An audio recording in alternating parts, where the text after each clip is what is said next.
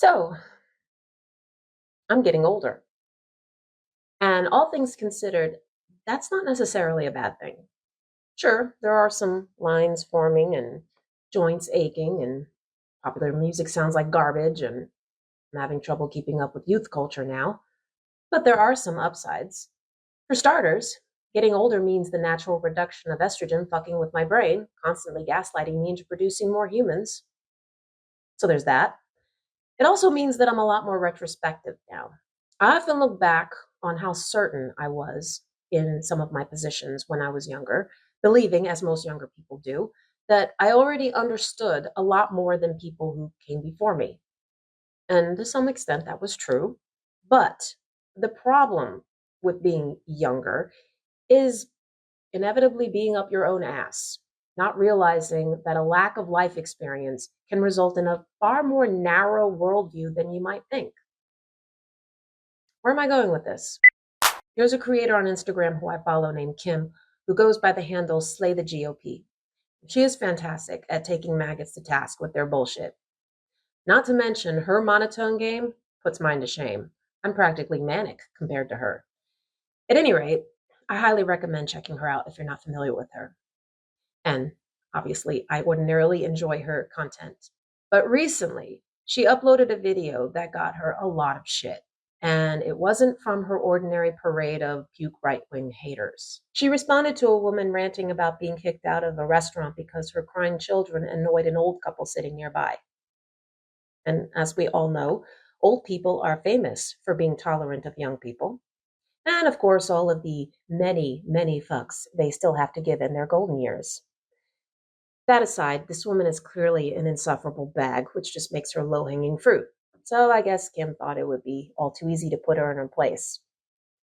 The gist of her response is that children who have meltdowns in public are the product of negligent parenting, and that it is every parent's responsibility to teach their children to be, quote, functioning civil human beings in the real world, end quote, and that excusing disruptive behavior in public will result in children not growing up to be emotionally intelligent people.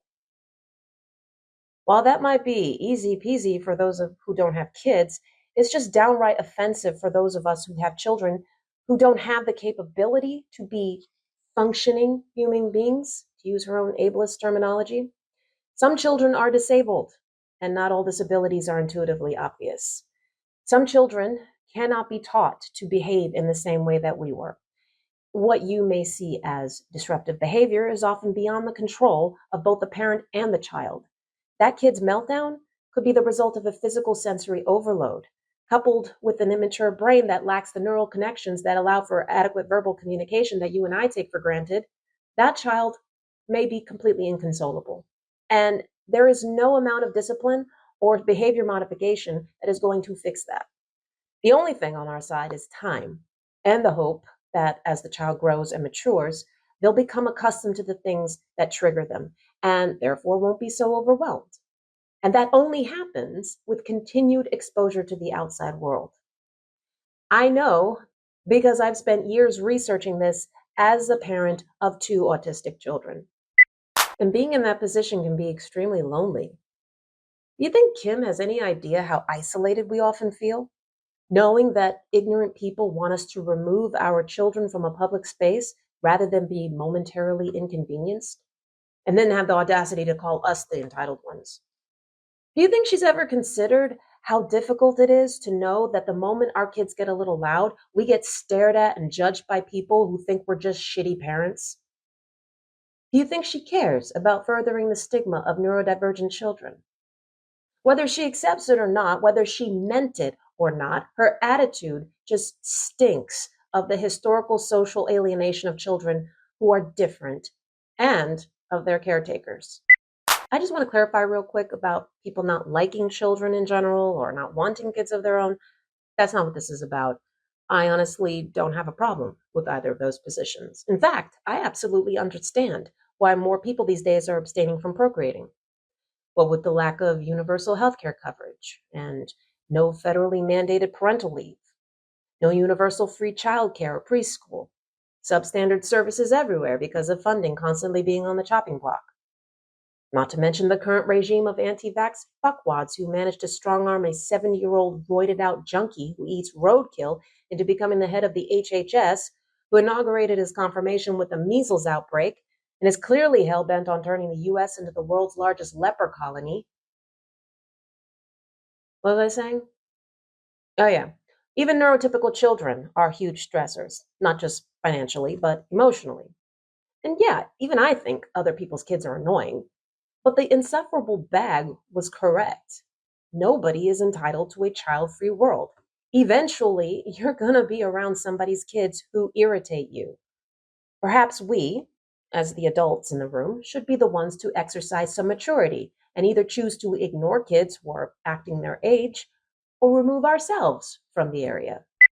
Well, this and other rebuttals were left in the video's comments, which resulted with Kim doubling and tripling down on her tone-deaf hot take, until she just decided to turn off comments altogether.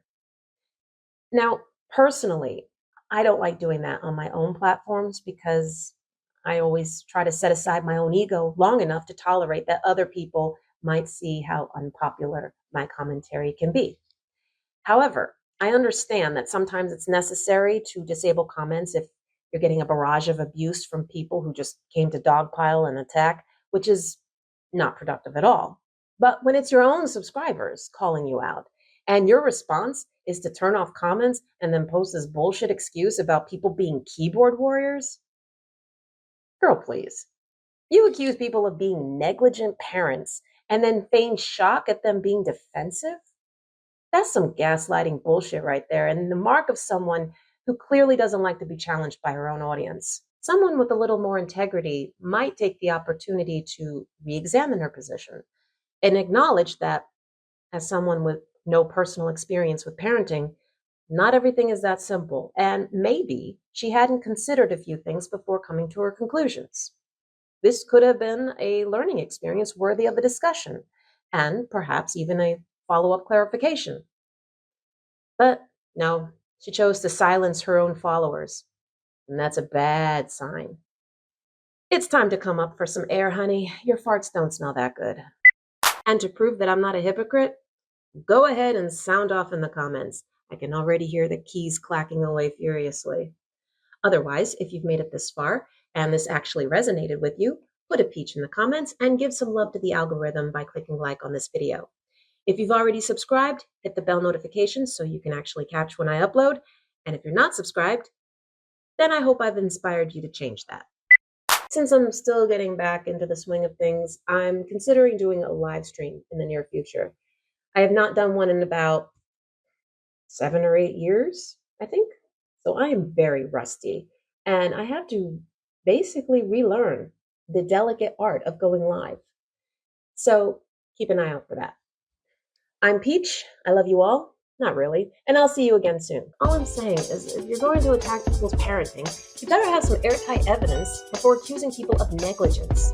That is not a word you want to throw around haphazardly. Man, I'm going to get so much shit for this. Yeah, bring it on, you anti-natalist windbags. Kidding.